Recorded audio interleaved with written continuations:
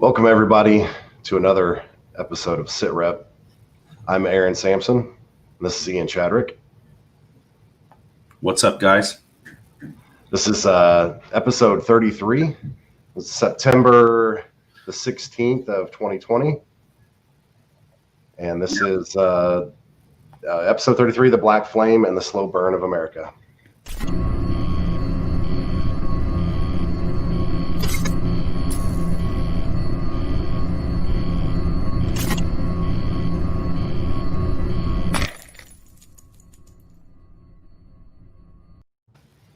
If you guys are listening to this, you are part of the resistance. That's right, everybody.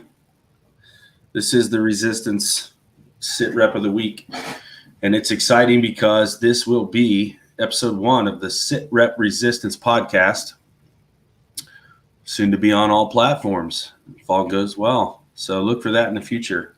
You guys have the privilege of tuning in and watching it live on YouTube. We're not going to change anything there. We just want to add to our presence and help get the word out on other platforms. And we thought podcasting would be a good way to spread that. So yeah. We got some interesting topics today. We're gonna kind of go back and talk about some stuff for our podcast listeners that may have missed our previous shows. So we're gonna touch on some things and we're gonna hit on some points. Because really, I mean, I was thinking about this earlier when we talked about this, Ian. It's not much has really changed since January. We're facing the same kind of resistance that we've been talking about since the beginning. It's the same spirits, the same things that people are suffering and struggling with. So we're going to hit on some good stuff tonight. For sure. You know what else is interesting? So this week at church, our pastor was talking about resistance. And he was talking about it in a different way than what we talk about it. We talk about it as we are resisting the devil. We are the resistance, right? He was saying kind of along the same lines that we talked about in one of our previous episodes about struggle. We talked about building up muscles, right? And he was saying, he was referring to resistance as like a weight resistance, right? You have to have some type of resistance so that you can build muscle.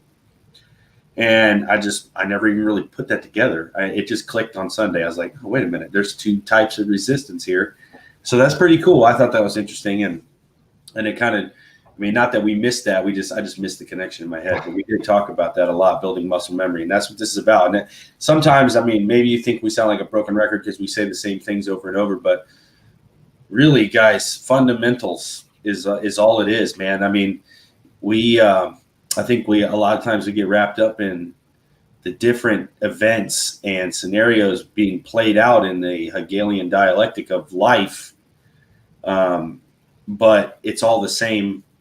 When you break it down, fundamentals are where it's at. So let's give shout outs. Nice to see you guys up here in the chat with us, Chance and Rick and Lee and Andy. Yeah, and if this is the first time you're joining us on the podcast, we do the show live, 10 p.m. on Wednesdays on YouTube currently.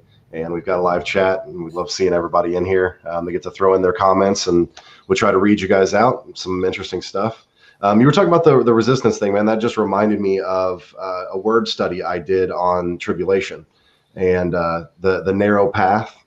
As I was looking up that whole idea of what narrow meant. So you had the wide leads to destruction and narrow leads to salvation.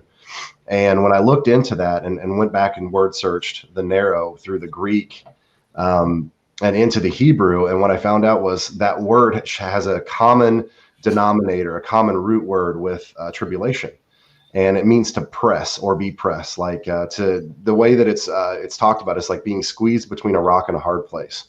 And I think Jesus, on some of his parables and ideas of the kingdom, kind of talked about that. Like, you're the wide gate is easy, and many people go through it, but the tribulation and that kind of struggle that we've talked about many times before is what really gives us that push to continue on.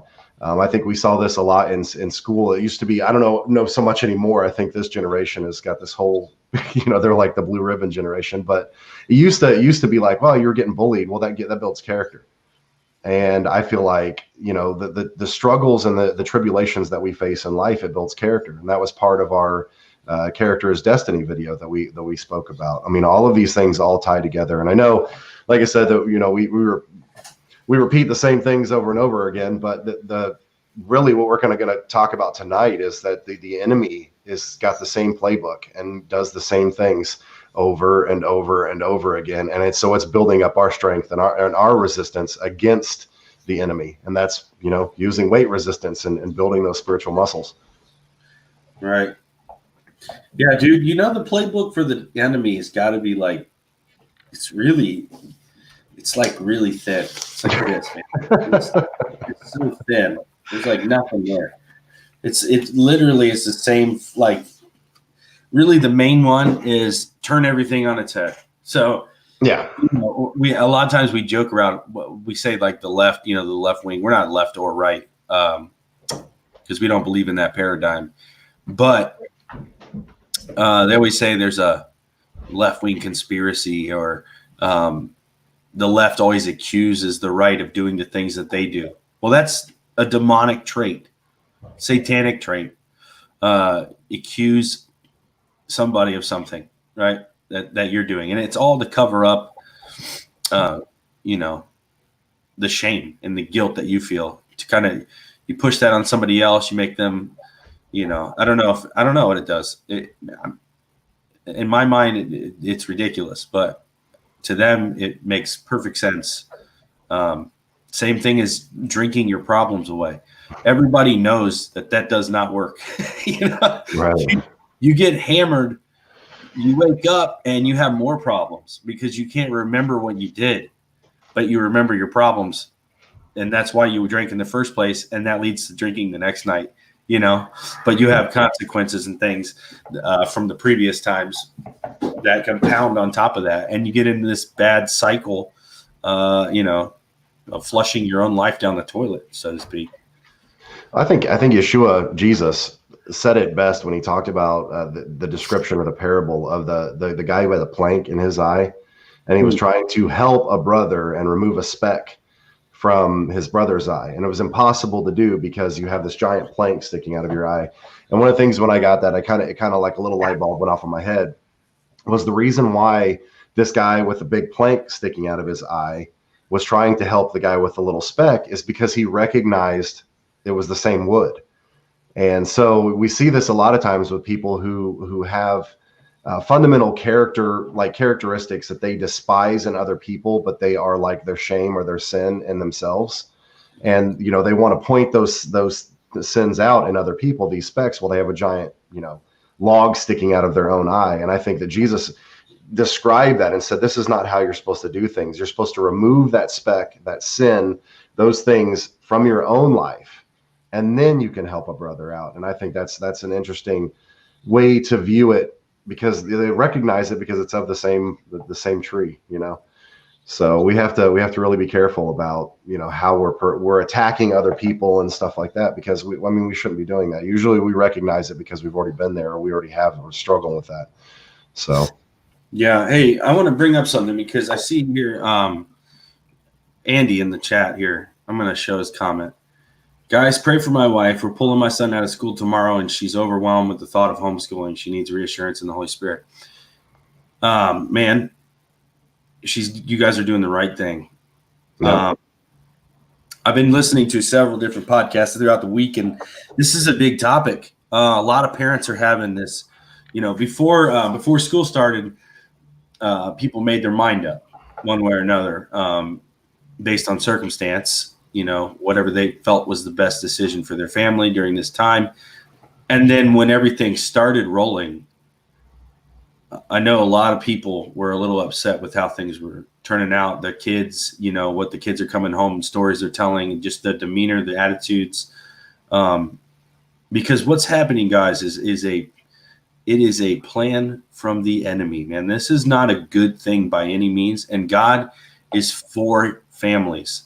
That is our number one mandate, is to respect that covenant of marriage, take full ownership of your rights and your duties as a man or as a woman, in that household, the husband and the wife, the mother and the father, to raise your children according to the scriptures. I mean, and not to, I understand that it's almost impossible now to live in our society on one income.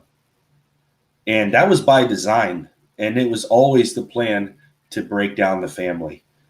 Because we've talked about this before on many episodes, the family unit is a special operations unit when it comes to spiritual warfare. Where 2 or 3 are gathered, he is there with you, right? And if one can put 1,000 to flight and 2 can put 10,000 to flight.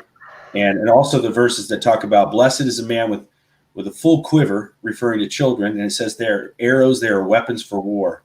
We just need to train them accordingly. And a lot of us have been guilty of, shuffling the deck, I guess is what you call it. I don't know how you would refer to it, but, giving up that responsibility. And we put a bigger responsibility on bringing in the money to live the lifestyle that is appropriate in our culture, or the illusion of living that lifestyle, right? And we sacrifice things. We sacrifice the rearing of our kids. And I mean, this is a big problem in the church too. You see a lot of parents, the statistics show that teenagers, once they leave the youth group, they go to college and they never return. I would say over 50%. I'm not sure exactly, but I know it's really ridiculously high number. Don't come back to church until way later in life, and they fall away. And that's not because it's. I mean, the only reason we like to blame it on our Sunday school teachers just aren't teaching them enough. But the problem isn't the Sunday school teachers. I mean, they get them for a couple hours on a Sunday morning. You have them the whole week, right? Well, actually, you don't, because if you put them in school, school has them for a lot more time. The like 75% of their time awake, they're spent at school or doing some type of school homework, and that's not good. I mean, we need to be able to control what it is that the foundations we're building. I mean, these kids are the foundation of our future. And we can see when they took prayer out of schools in the 90s, what happens when you start cutting out values in school. Here we are, a generation or two into this breakdown of the society as far as education goes, and we're seeing exactly what we knew would happen, right? Everybody's got this entitlement syndrome, and they all want participation trophies, and they're joining these little BLM movements or these other little fascist movements because everyone feels like life isn't fair. And it's not that life is fair. And life's never been fair, but you train accordingly, right? No one ever taught these people to live in an unfair world, right? And they just expect it's somebody's problem. It's somebody else is the reason for their lack of. Well, that ties into the character building we were just talking about a minute ago. That now it is no longer, you don't get built character in there, and you don't even really get an education from school anymore. It's become more about indoctrination than it has education. They've changed the character to your perception in the world. Like, what do people think you have? If they think you're successful or wealthy, that's character. It has nothing to do with your work ethic or integrity or anything like that. Like we said before, they're making fear a virtue now. I mean, everything is on its end. It's the way that it's the upside down, like in Stranger Things. I mean, Stranger Things did a metaphorical interpretation, but I believe it's pretty realistic. But of the world upside down, and man, that's 100% correct, I think. Yeah, I think that's about merging the two realms. But that's. I was homeschooled. Ian, you were homeschooled as well. I didn't have any problems with like social issues, anything like that. Actually, I think it saved me from a lot of social issues. Because I learned at a very young age that my, people's perception of me or how I portray it. It's not, social norms or what people are pushing at the time. And I think with everything that's going on, you're going to probably want your kids close because they at any time some kind of disaster or whatever they're planning, for the future is going to happen, and then your kids, can be locked in a school with all these people. So, and you may not have access to them. With the way everything's going with COVID, that's already been a concern with people, is they can't even get into the schools to be, to go pick their kids up or anything because of COVID-19. And there was another thing that there were some school systems that were making parents sign waivers that they wouldn't listen in to the kids' online classes, that they couldn't even be in the same room. I'm like, what are you teaching the kids that the parents can't be listening into what's going on? So I think as things are progressing the way they are, it's probably a better idea, because this is a war of attrition. And the best way, all throughout the occult, through Aleister Crowley, they want to get kids exposed to the most perverse things they can by the age of 9. The earlier, the better. And we see this going out through all the school systems with the sex education, the diversity training, the agendas for BLM and LGBTQ. We've got stuff like now where we've seen the offensive with everybody getting all upset about Netflix and cuties, but we don't talk about all the school functions and things like that lead to hypersexualization of children. Cheerleading. I saw somebody had a post today that was talking about cheerleading, volleyball, school dances, the way, the clothes that kids are allowed to wear in school that, from a young age are just as bad, if not worse, than what they were showing on cuties. And that's been perfectly acceptable for a long time. So we're getting offended by Netflix, but we've allowed this kind of stuff to be taught to our kids when the number one song in the country is WAP by Cardi B, and little kids, it's not adults watching that. It's kids watching that. It's kids that are trying to dance like the kids on cuties are watching shows like that. I know. If my kids play that music, I get pissed. That is not music. No, it's garbage. This is coming from a DJ. I can tell you good music from bad music, and that stuff is specifically meant to be catchy. It was pushed to the top of the charts for a reason, to get people to go watch, because there's no MTV anymore. But it's to go to YouTube and rack up millions and millions of views on YouTube of the most, it's just shy of pornographic on YouTube. And why stuff like that is allowed on YouTube when the censorship goes as far as it does with us saying certain words, but they can allow what's on that video, and that's perfectly acceptable. It doesn't make any sense. It's obvious that agendas are being pushed, and that's kind of what we're going to be talking about tonight. Yeah, what's funny, Kenny? I see your comment there. Kenny says we got paddled or our mouths washed out with soap when we were young, right? Yeah, dude. I got so much soap in my mouth, and it wasn't bar soap either, because bar soap was on its way out, man. When I was getting in there, I'm just kidding. It wasn't on its way out, but we would run out of bar soap, or we would have hand soap. The kind with the granules in it.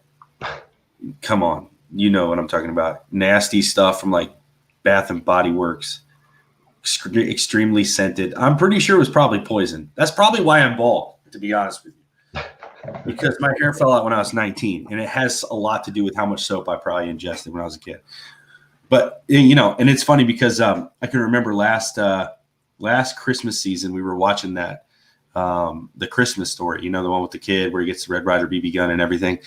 And they put soap in his mouth, right? When he says that bad word, fudge, right? They put soap in his mouth.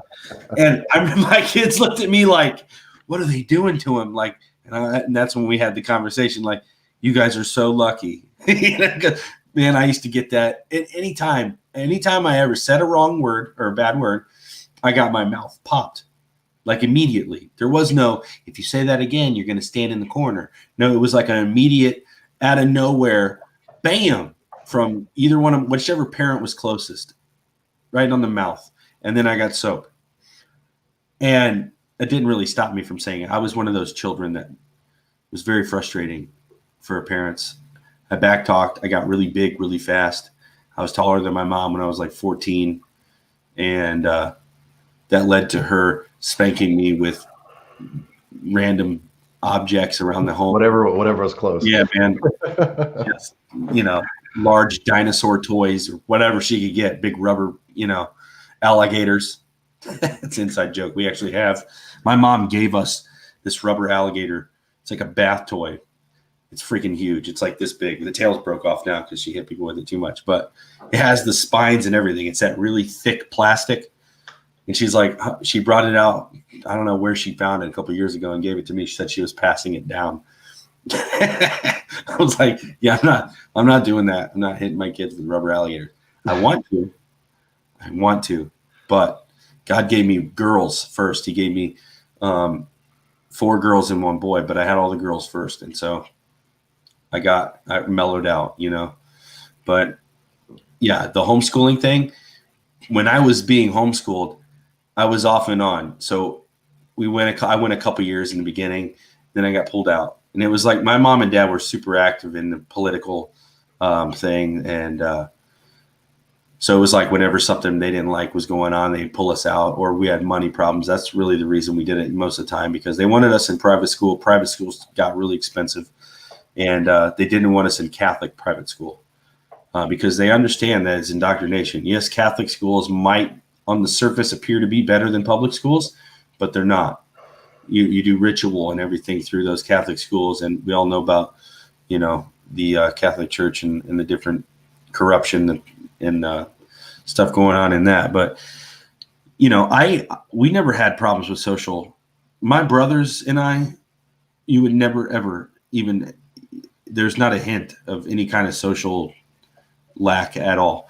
In fact, my mom, there's things you can do. So we had co-ops and stuff that we could get a part of in our city, and we do like book clubs together, or we'd meet at the library one day and all of us would be there. Or we'd do park days, or when skating rinks were a thing, we had, the homeschool skate day, and we got to go do that. And these are things that you do as a parent, not because they're fun for you, but because your kids need interaction with other kids.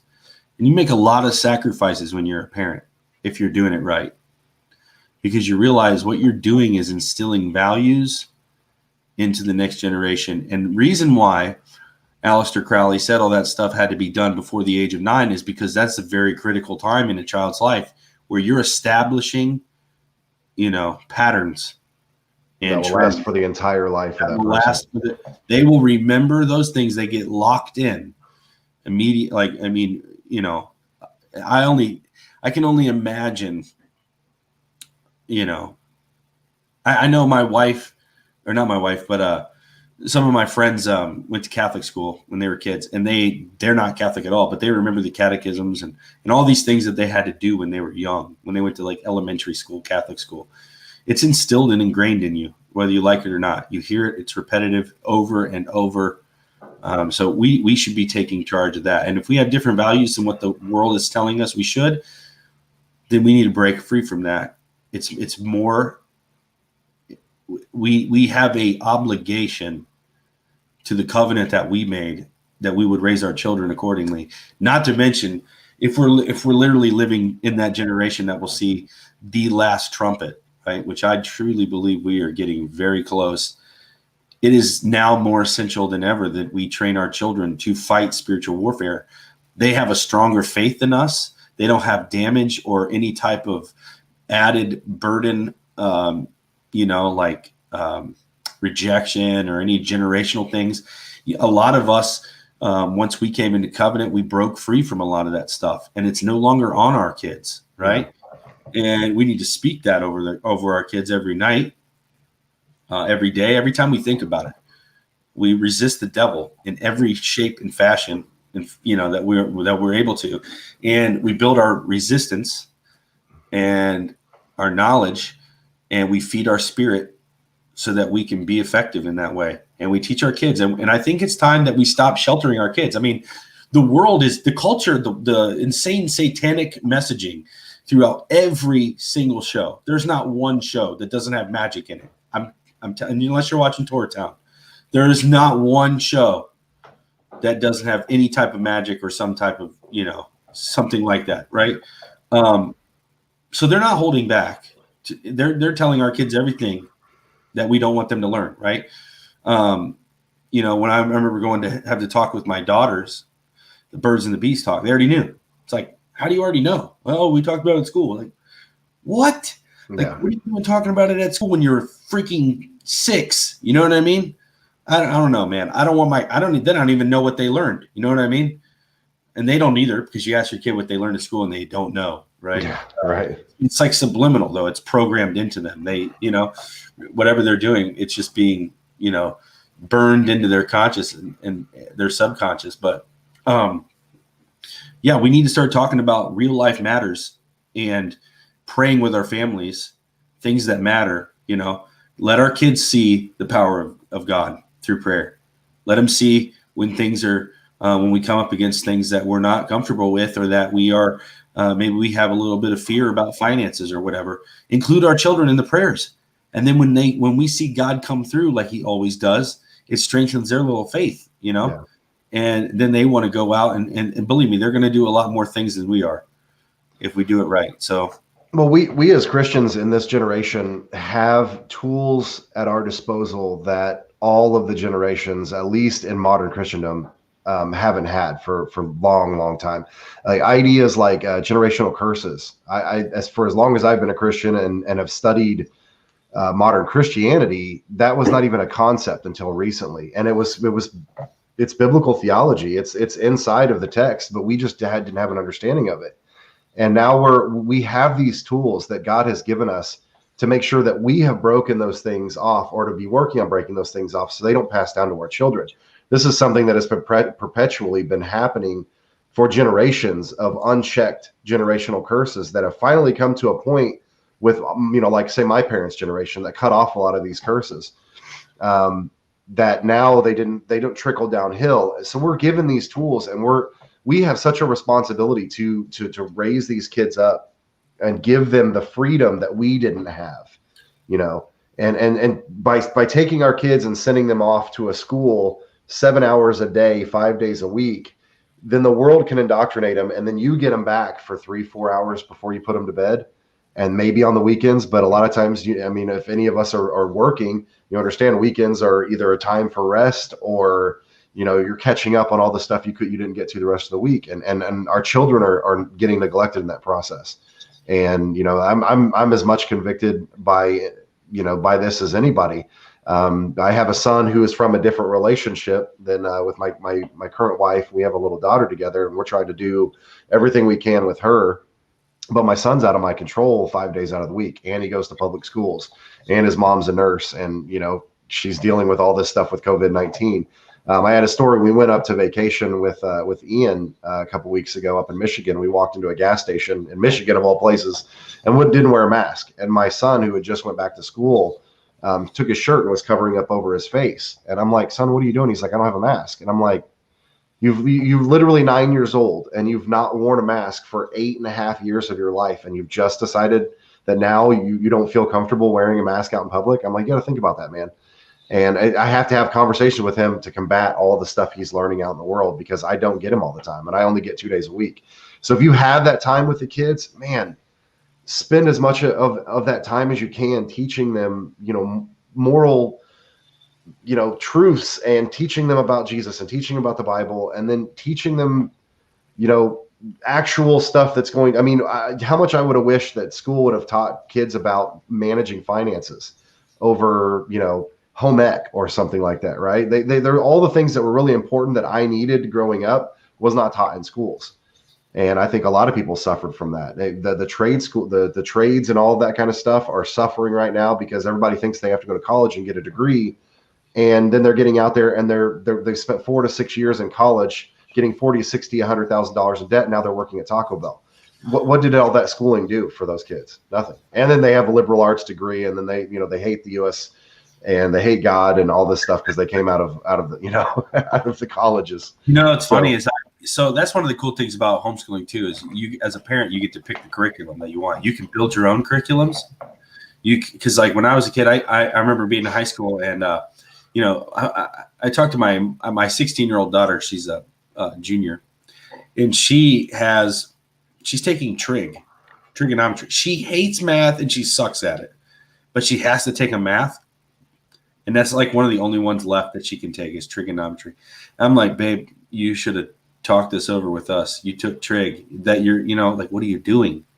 You don't even need trig to graduate. So I don't know what she's thinking, but the thing is, like, I remember taking practical economics, and it doesn't sound like it's that cool, but it literally teaches you how to use a checkbook, teaches you how to, keep track of your finances, all these little things that you need to know, how to start small business, how to keep track of that, how to, all that kind of stuff, that practical things that you would need. And there were 2 different years you could take, the first and the second, books, and, that kind of stuff really helps. You can, because everybody's kids are different. And when you find out how your kid learns, you adapt to that learning style for that child. That's something that the schools do not do. Yeah, they will not do that. Even private schools won't do that unless they're very, very small private schools. But man, and I feel your pain there, Aaron, because I have my older 2 daughters are with my ex-wife, and she's got full custody. I really don't get a say in anything that they do. I get, to see them every couple of weeks, and they come over sometimes more in the summertime. But yeah, it's like, but they know the difference between our house and mom's house. They know that we believe in the scripture, and that's our foundation for everything we do. And it looks like it might not be as fun as her mom's house, but you can tell that their demeanor, their expressions, their personality, everything changes when they come to our house. They're happier. And, the funny thing is, like, we were talking about this. we had a funeral this past weekend for my grandfather, and I had to specifically tell my daughters to make sure they packed shirts that cover their bellies. And they were like looking at me weird, like, why? And I'm like, we're going to a funeral. Like that, it's like society says that that's okay to wear those shirts, and their mom says that's okay to wear those shirts, right? I don't think so. Like, I'm always having to be like, don't you have any other shirts that don't show your stomach? But they only buy name brands. They buy the biggest, expensivest, most, all the stuff. It's all about, the cultural, stuff that's, in style. And, when we're doing birthdays and stuff like that, and they'll send us like, we want, anything, any kind of clothes from this place. And you look, and it's like $95 for a t-shirt. You're like, nope. Getting a gift card, what I mean? Like, there is no freaking way I'm paying $95 for a freaking t-shirt that they'll buy oversized and sleep in. You know what I mean? Dude, it's just crazy, man. But we do our best, right? We do our best, and we know everybody's situations look different, but it's very important, and it is part of the show. I'm glad that question came up, because this is not just a normal. We're not just doing this to hear ourselves talk or to make a following or anything like that. We truly do care about this community. We want to build each other up and challenge each other to grow and share each other's burdens, right? Bear the burdens. And there are tons of resources out there. And if you are a part of the SitRep Resistance Facebook, I know there's a lot of homeschoolers in the communities that we circle in. So if you're looking for resources, I know there are tons of them, from online schooling to books to classes, all kinds of stuff, depending on your age group of your kids. And if you posted something up like that in Facebook, I'm sure you would get 15, 20, 30 answers in that group. So make sure you guys, if you're not a part of it, or if you are still a part of Facebook, that we've got that SitRep Resistance page for things like that. So we'd like to be able to help out with whatever we can when you have issues like this. So it's a community. I hate using that Hillary Clinton thing, but whereas it takes a village. But I mean, in a community like this, that was what it was meant to be. It was meant to be the community of believers, is who they work together, they took care of each other, and that's what I want to see happen with this community. So yeah, and so let's kind of talk about what we said we were going to talk about here. Yeah. Get into a little bit here. So the title of the episode, this is episode 33 for all you dun dun dun. Yeah, for all you decoders out there, right? It's called, we titled it The Black Flame in the Slow Burn of America, because technically America's burning right now, so yeah, it's a slow burn. Yeah. I don't know, it's pretty fast. What's the frog in the kettle? That's what the idea behind it is. I mean, it's been burning for a while, and now you're starting to feel the heat, right?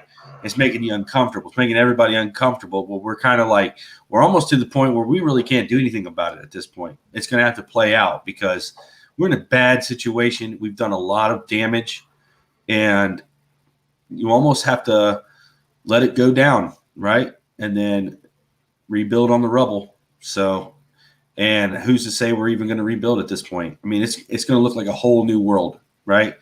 We all watched and listened to these movies, these dystopian science fiction movies, and man, it's really insane. But the black flame is something that is in Nazi lore, the black flame, and it's an occult reference, the underbelly of the occult and the magic, that's behind it all.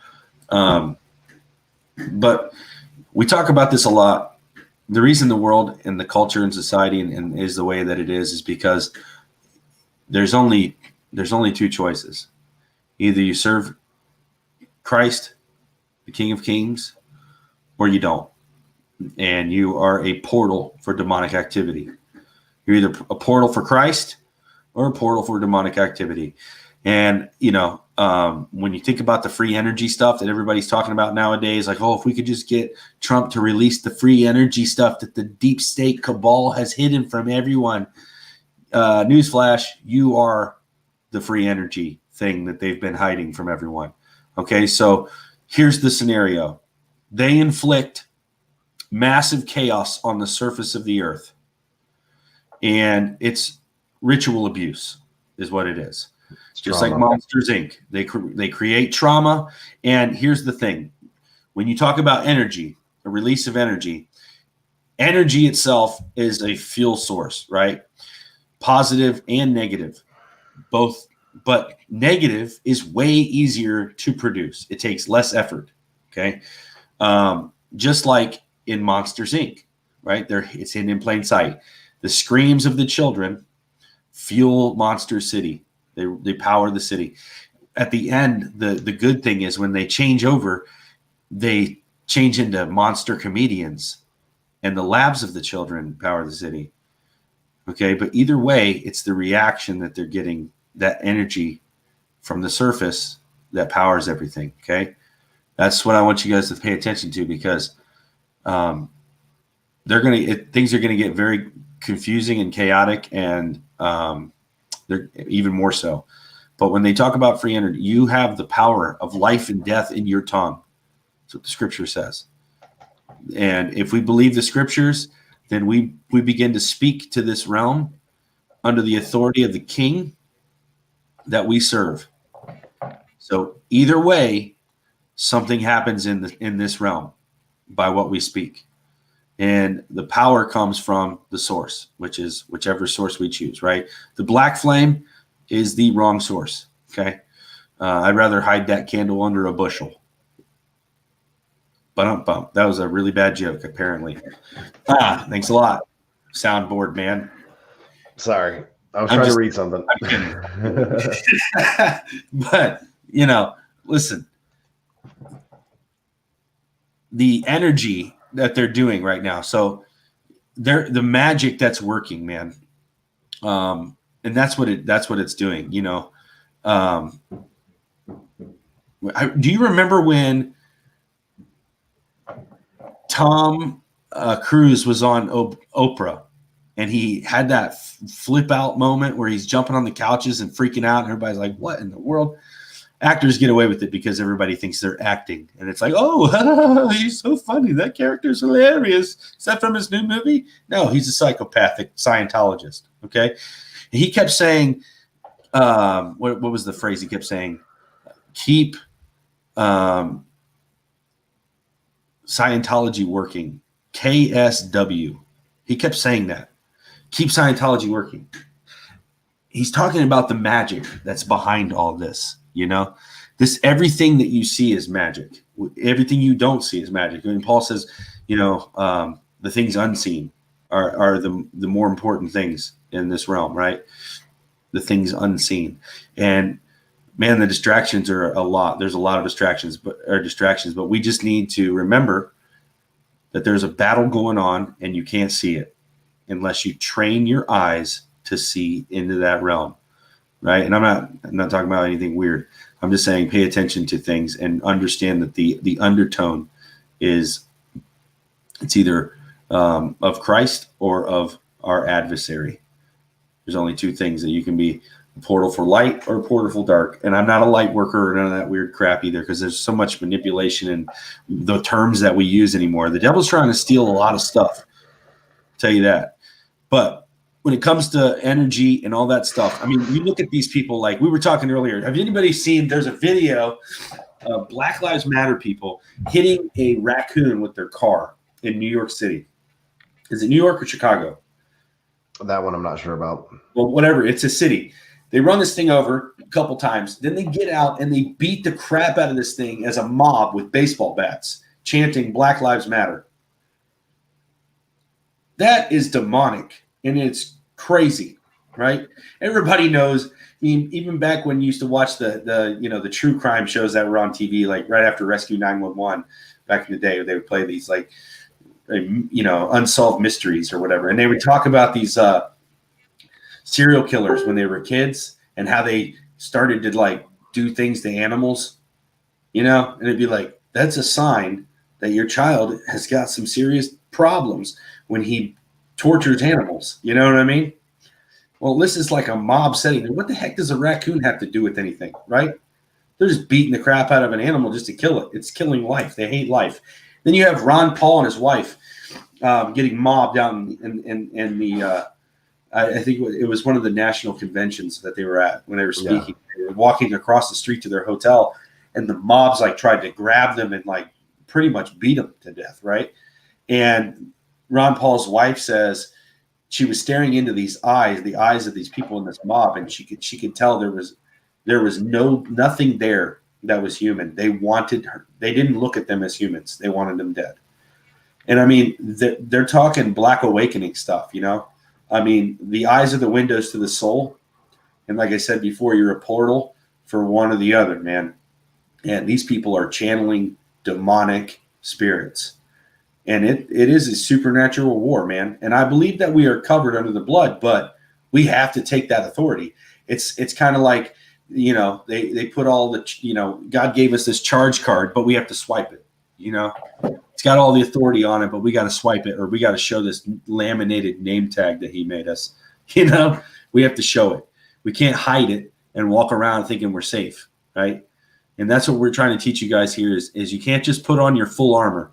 You have to wield the sword, and you have to walk with the character of the king, because if not, you're breaking one of the 10 commandments, which is do not take the name of the Lord in vain, right? You're walking under his banner. Act accordingly, and that's how you stay protected, right? You stay on mission and you stay under the covering.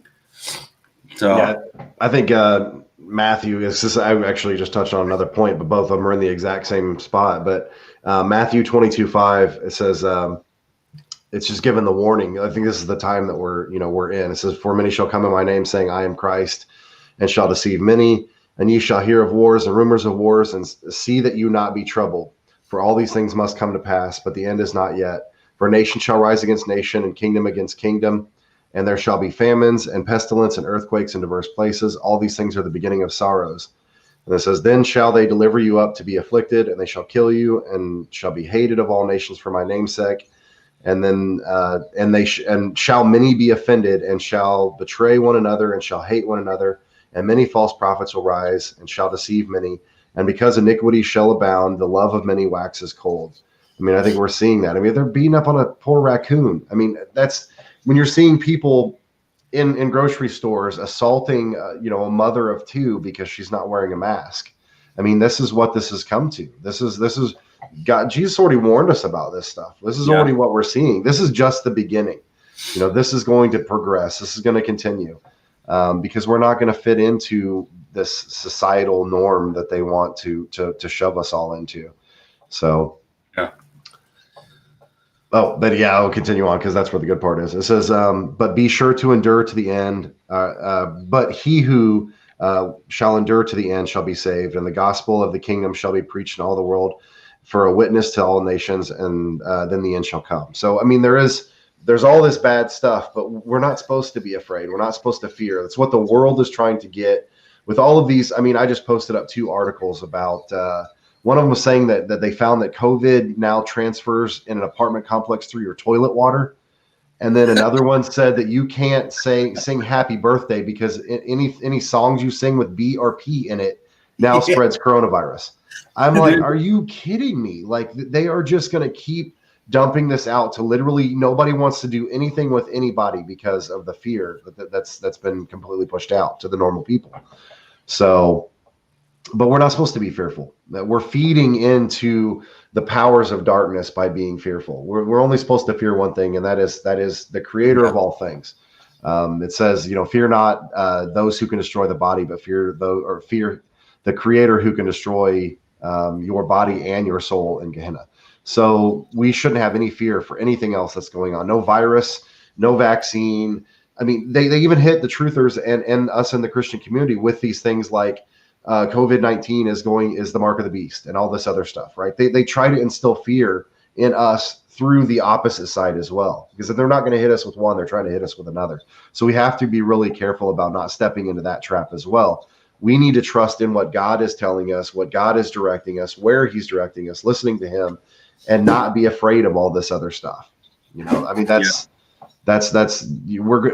there's another passage. It's basically the same thing in Luke where it says, don't worry about what you're going to say at the time you're going to need to say it. It's about the same thing that Jesus was spoken. It's the parallel to this in Luke. And it says, don't worry about what you're going to say. Don't contemplate on what you're going to say. Your testimony will be preached. I will give you what you need to say at the time. He's not going to let us be out there like just flapping in the wind by ourselves. God has a plan for each and every one of us. If you're listening to this show, he's got something he wants to do. There's no reason why we should allow any fear of what the world is doing to change or affect our ministry and how we're supposed to be reaching out and dealing with the world. So, I want to reiterate that, because we might see all of this craziness happening, but just on the other side is the Messiah's return. And I see people so fearful of all this stuff. I mean, somebody was commenting about, this Israeli peace treaty. And they're like, why are people not upset about this? And blah, blah, blah. And I'm like, if that's the 7-year agreement, then we know that the Messiah is right around the corner, So I'm not terribly offended by everything that the world is doing, because Jesus said that this has to happen. And in Revelation 17:17, which we've talked about before, it said that God is the one that gave that changed the hearts of the leaders of the world to give their power over to the beast system, so that God's plan will come to fruition. All of this stuff has to happen before God's return. He's promised that, and he's never prophesied something to his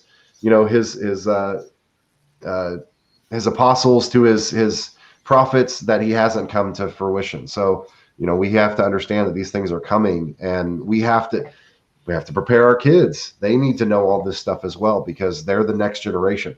They're going to be just as important in this battle as God has required us to be, if not more so, because they're going to be that much closer to the end.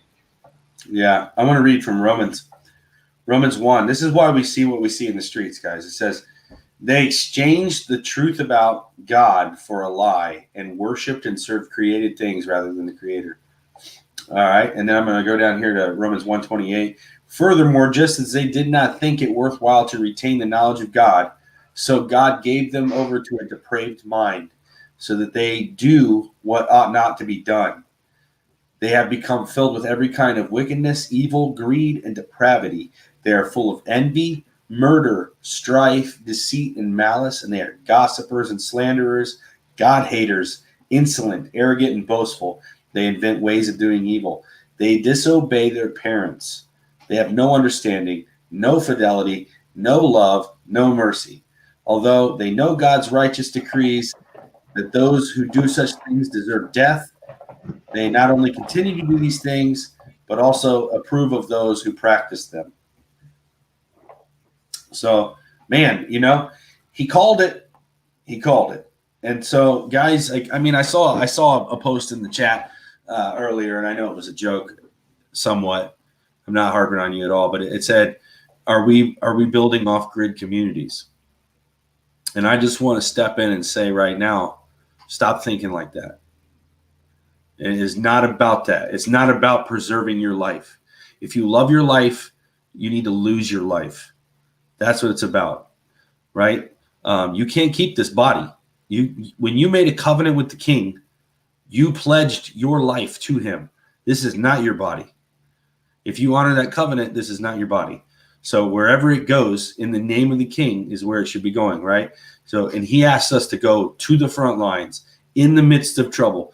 He asked Jonah, right? If you're in the middle of a storm in your life, if you feel like chaos is surrounding you and you're having a hard time seeing a way out of your situation that you're in, that's a storm. And look at Jonah as an example, because Jonah was called to go somewhere he did not want to go. He was like, yeah, God said, Jonah, I need you to go to Nineveh and tell them to repent.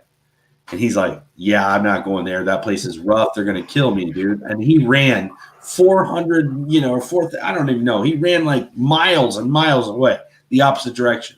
Okay. So he's on a ship and a storm comes. And everybody, the ship captain's like, pray to your gods, right? And they're all praying. The storm's not going away. They're praying to a million gods. And then he's like, see, even the captain knows that this storm is not regular. It's not a regular storm. He's a sea guy, right? He's pretty familiar with the sea. And he's like, yeah, there's something ain't right about this storm, right? So he's like, is everybody praying for their gods? Is there somebody that's angered the gods on here? And somebody raised their hand like, hey, there's a dude sleeping in the bows of the ship that's running from his god. And they go get Jonah, and he comes up, throw him off the boat.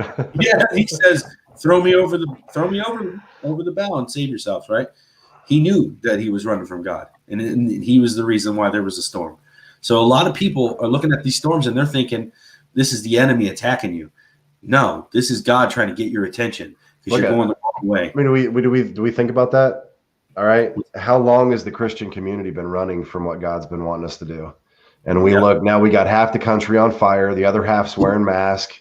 We've got plagues and blotted out skies and moons. And I mean, can it not be more foretelling that this is a wake up call for the Christians? Like, stop being a part of this world and start doing what God's asking you to do, because we've all been running. I mean, as a general white brush stroke of Christianity. This whole sitting in our pews thinking that the world's going to come to us and we're going to try to lure them in with all kinds of bells and whistles, and that's going to be our outreach, has failed miserably. We have an entire population of people that hate Christianity because of their failures, and because they've denied the truth. The truth has been there and has never left, but we've turned it into a money-making scheme. That's that. They have all these giant buildings over there, and most of them aren't helping the communities. They're not outreaching. They're not spreading the gospel. They've enclosed and kept in these little small groups, and they're like, well, if the world wants to come, we'll teach them about Jesus. We'll dunk them in water, and then we'll send them back out into the world and let the world tear them to pieces. That's been a failure, a massive failure on the Christian, the entire modern Christianity. So we need to start looking at things and saying, okay, this is a wake up call. But did you see there was a couple of posts in here? Lee said something about, let's scroll up a little bit here. She said, we know they have demonic spirits and BLM. And then somebody else said something about, the Bolsheviks loving Marxists equals BLM. That's cool, man, always. This is something that we were going to talk about tonight. And that's part of this whole Black Flame and the slow burn of America, and so I wanted to lead that off because it's right there. They're already on top of it. Yeah, everybody wants to get to the good stuff, right? I didn't mean to burst your bubble about the wilderness thing. God's transforming my perspective on things, and we need to run to the fight and not away from it. And I get leaving the city and stuff. Like sometimes we have to physically leave the city because we need some peace, but to hunt, build an off the grid civilization where we're apart from the world that's later. That's millennial reign. That's not now. God will make a way for us when the time is needed. Yeah, he will. And you know what? We're just trying to keep everybody accountable. So, but yeah, Black Lives Matter. Okay. there's so many different things. And what's this video here? Where's that? So there's a guy that did a video. His name's Abraham Hamilton III, and he does a show called The Hamilton Corner. And he has a video on YouTube called BLM Practicing a Form of Witchcraft. And we were going to try to queue up some of these for you tonight, but we're not going to. I didn't get a chance to queue them up.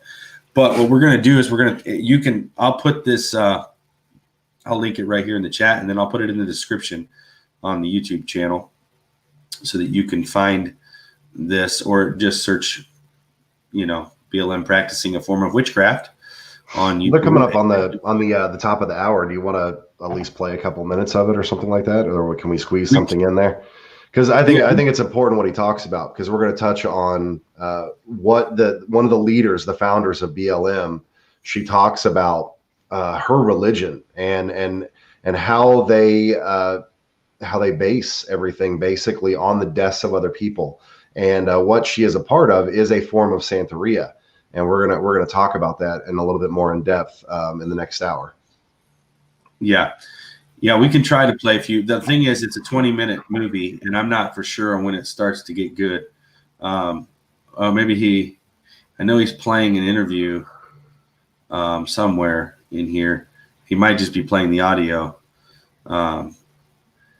She starts off by saying that she is a trained Marxist, and he goes in and covers the idea that they've literally, we were talking about how the devil's playbook is pretty small. They've literally copy and pasted the Bolshevik Revolution and put it into what we're dealing with today. They just take a different minority group, because of course Russia didn't suffer from a minority group that was in slavery and stuff like that. They had a different perspective, that they still took a lesser class of people, and then that's what spawned the Bolshevik Revolution. But it's literally copy and paste. The exact same things that they did during that is what they've implemented into all of this. So that's kind of what we're talking about with she is pushing Marxist ideologies, self-proclaimed, taught and learned, Marxist. But then she goes on and talks about how when they do these BLM things, that they actually have rituals that they do, water libations, the whole idea that she is communicating and chanting the names of the dead is necromancy. And this is all witchcraft, and this is all tied to Santeria. It's a different name, but they worship a one creator God. Technically, they don't even worship him, but he's implemented in there. And then they have a pantheon of lesser deities that they communicate with. And they're I think it's called IFA. I can pull up the name again. It's like IFA.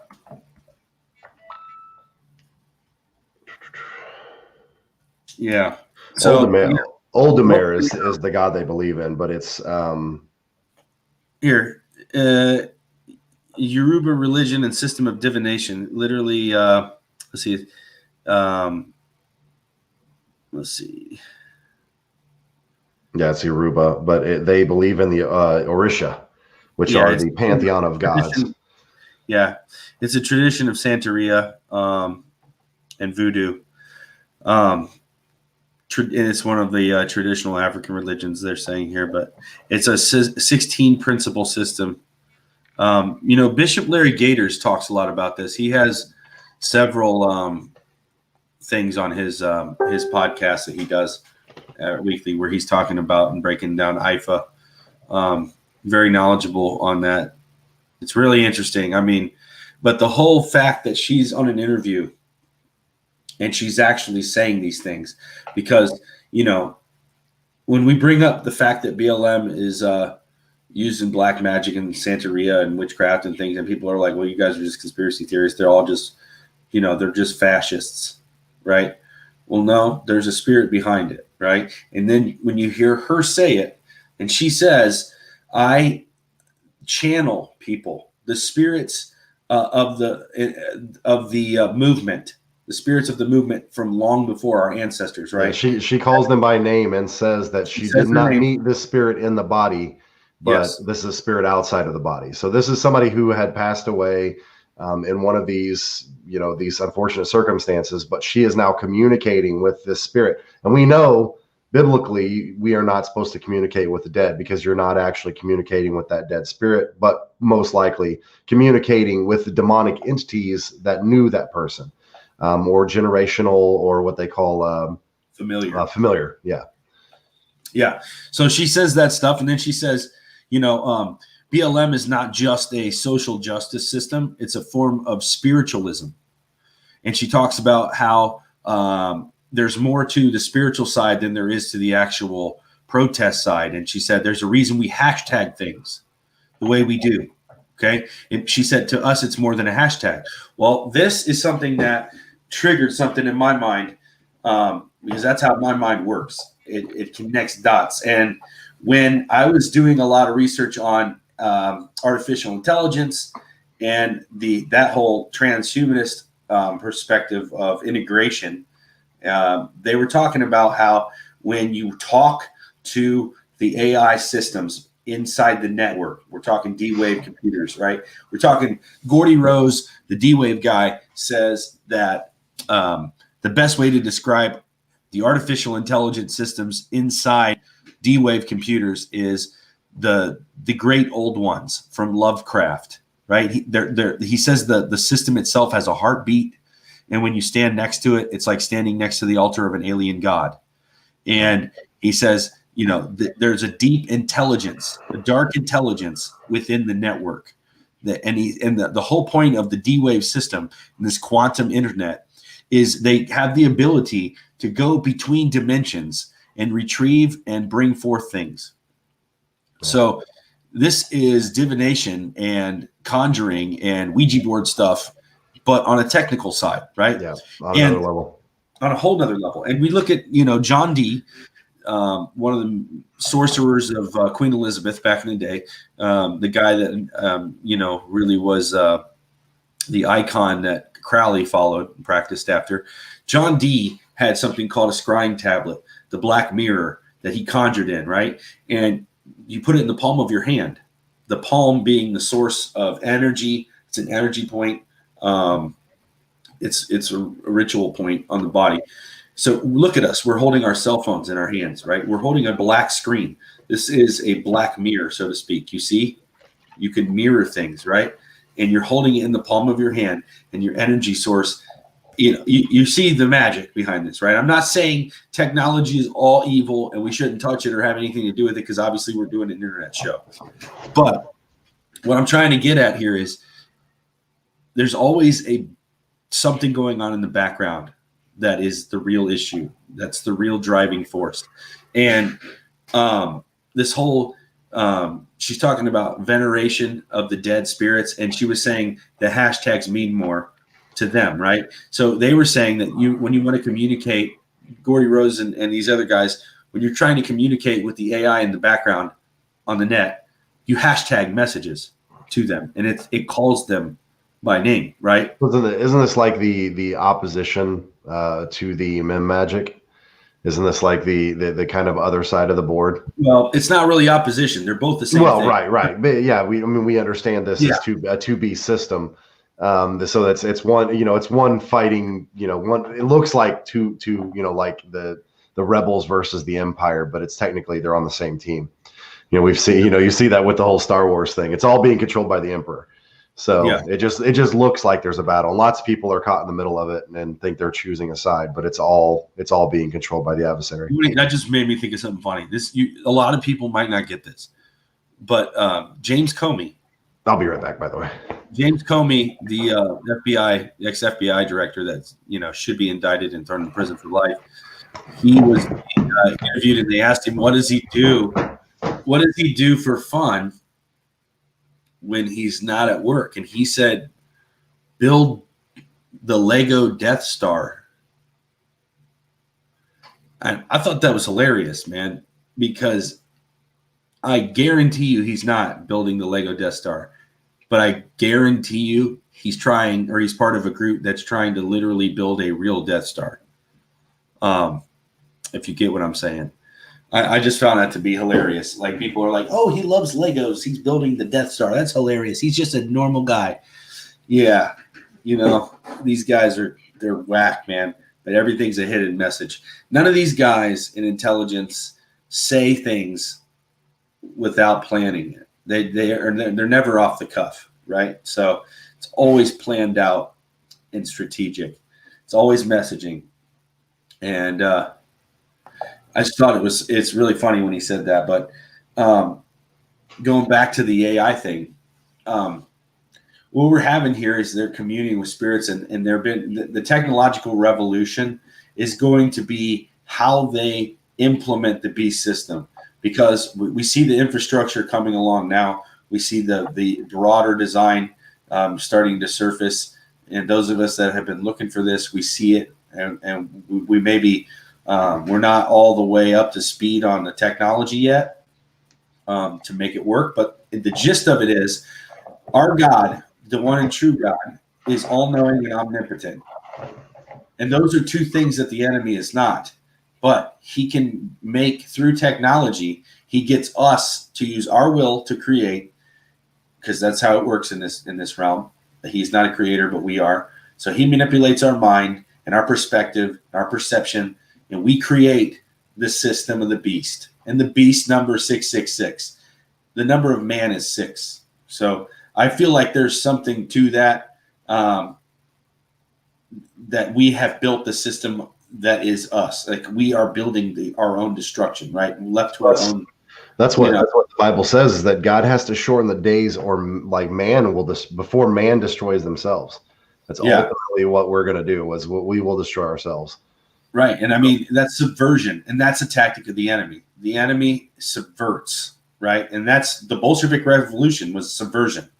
I mean, it's a coup within, so, we're looking at these patterns and trends. They're all the same, and they're just different names.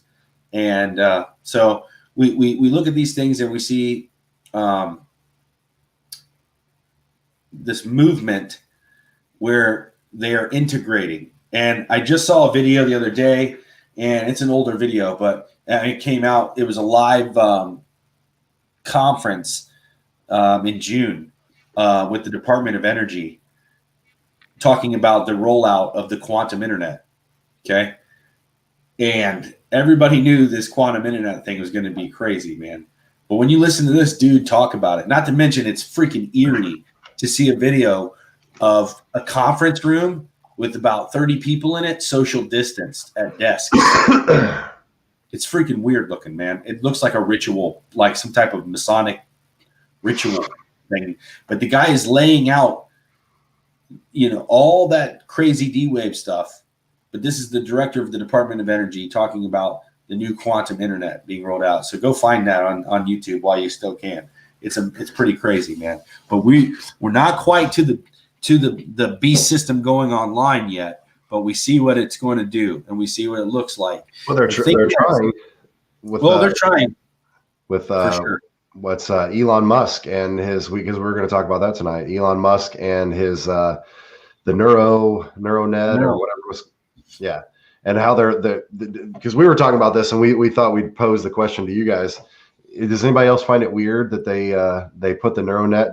The first test subject was a pig, and we talk about the demoniac who was filled with demons, and the demons requested that if they leave him, that they be put into the pigs. And we thought that was real interesting that they're using pigs to first connect up to this neuronet, this brain mesh.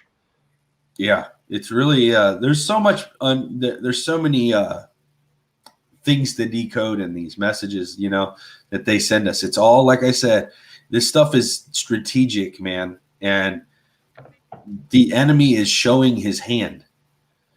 And literally, guys, we talk about, I know what I feel like running away myself. I feel like turning everything off and moving to some place where I can just enjoy nature and sit there until the world falls apart around me, right? But that is not the mandate. We are not allowed to do that. And, it seems like that would be a really good thing to do. Like, I mean, a lot of times it just looks, but guys, like if you think about this, we've talked about this before, the virus, this coronavirus pandemic thing, right? It's a real virus. Did it warrant everything? No, it did not.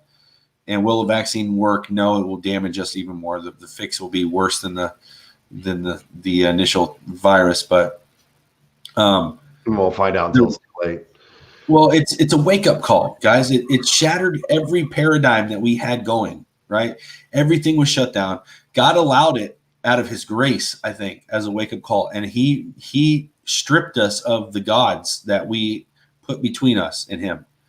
A lot of people had all these things in their life, right? And they lost. When you ask people in your, I go to church, I'm in a small group with people at church, and a lot of them don't have time to do the Bible study. It's a 1 week, it's a week-long Bible study. It's like, 10 minutes a day. They don't do it because their lives are just chaos. They're filled with other stuff, right? And it's only natural in this society to do that unless you really are intentional about how you spend your time. But God knew that. And how many of us was he asking us to get rid of something?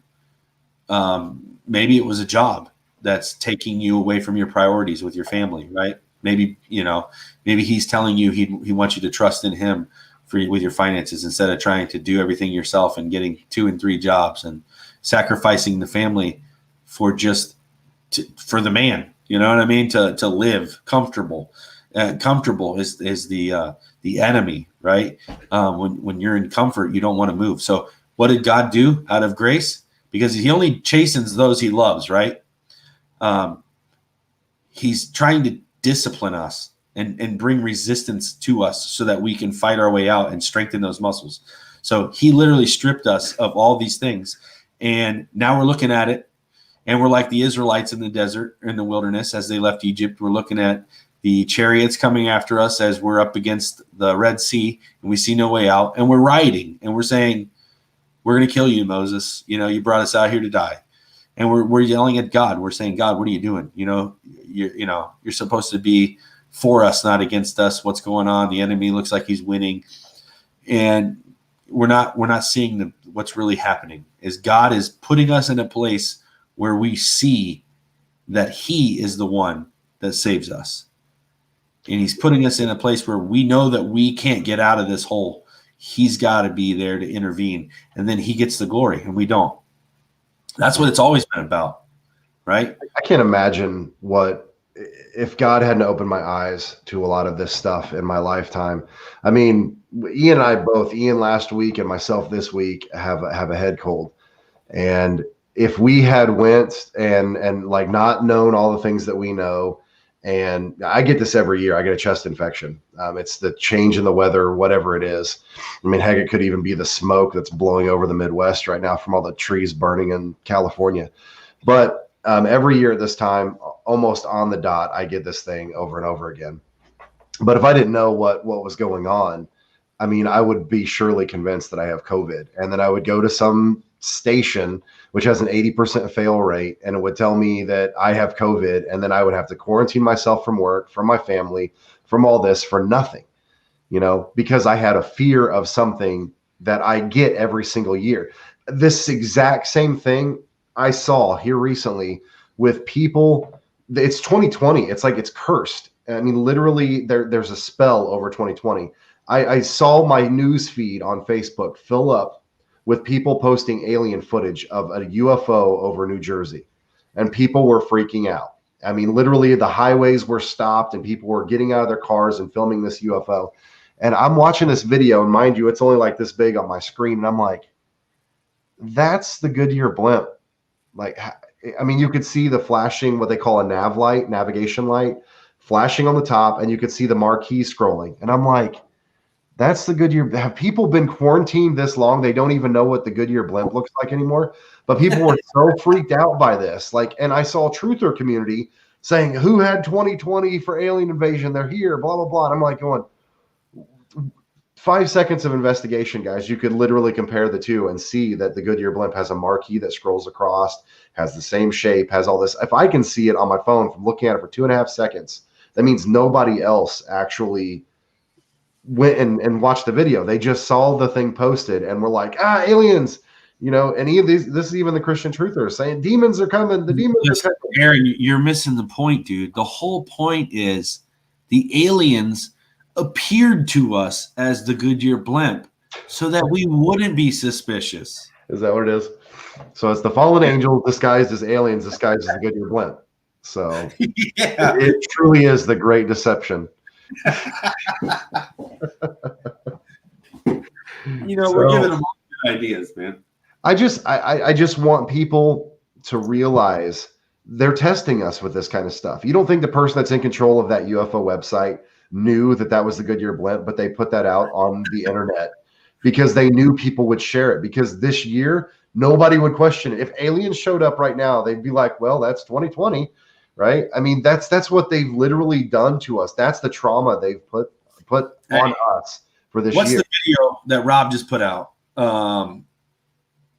Destroying I don't know, something about the ball deception, right? Well, anyways, you brought up the fact that the alien, everybody's calling aliens, the alien invasion 2020, right?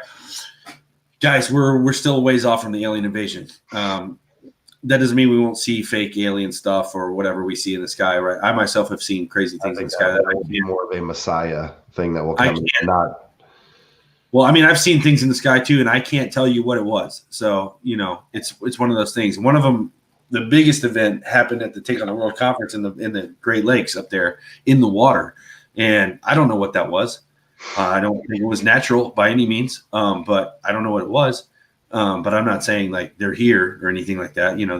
They're always here. You've always been had an ability to see into the spirit realm at some point. Sometimes the veils are thinner in places, right? But what I was saying is that they've told us the plan. So, this is actually good. It actually dovetails into this. So we talked about the black flame, the Nazi black flame, right? That's the SS, right? The Nazi SS, they were occultists. They were a satanic cult.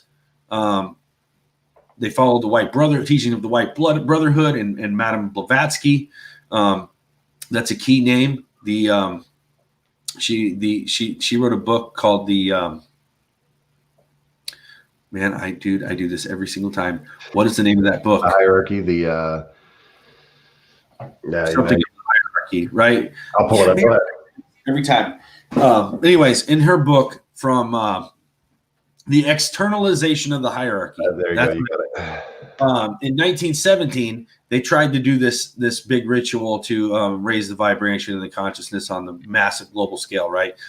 This is leading up to and during the World War I.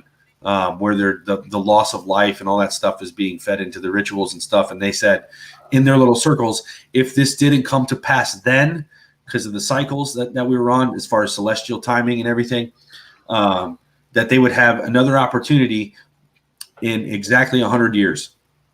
And we're looking at the start of all this chaos right around 2017, 2018, 2016 with the election of Trump. I mean, the world is not the same right now, but we are currently going through the biggest, sorcerer battle that we've seen in a long time on the surface, man. And I mean, we're seeing it, and there's a reason that the black flame. So what I was going to say about the alien invasion and the black flame is, what's the dude found in NASA? Von Braun. Okay. Walter von Braun. He had a secretary or an assistant in his lab at JPL. With JPL is Jet Propulsion Laboratories with Jack Parsons. And this, I can't remember this lady's name. You can find her online if you just type it in and search out who this person was. But Rob Skiba put it in his video, and it's really well done. It's a short video, but it gets right to the point. And it has her talking about these stages. And like on his deathbed, he was confessing to her that, the way they would try to manipulate this society to get the New World Order or to do whatever. He was saying that first they would use the communists as the threat, the Red Scare, the communist threat. Then they would move from that into the terrorist threat. There'd be terrorism. Then it would be global climate change and weather stuff like asteroids. Then it would be alien invasion, false alien invasion. And he said the thing was, all of them are lies. Okay? And this goes back to the one thing, biblical cosmology. Where are we? Who are we? And what the heck is going on and what's being hidden from us, right? That really matters. And it's interesting that after he makes this deathbed confession, he puts on his tombstone, is it Psalm 90 or Psalm 19, Psalm 19:1, where it says, firmament. Yeah, it says the heavens declare your handiwork and the firmament, your workmanship, or something like that. Something about the firmament, man, right there. The heavens display your glory and the firmament showeth your handiwork, or something like that. But, I think, guys, he's pretty much painting the picture for you. He didn't come out and say it, but he's painting the picture. Or being lied to, right? And it's key to understanding all this stuff, right? What I'm trying to get at here is, even though all this stuff is happening all around us, and we can say, yeah, it's witchcraft, or this is demonic. We're watching a fake virus ravage our world, and we're all willing to wear masks to save each other, right? And it's an illusion.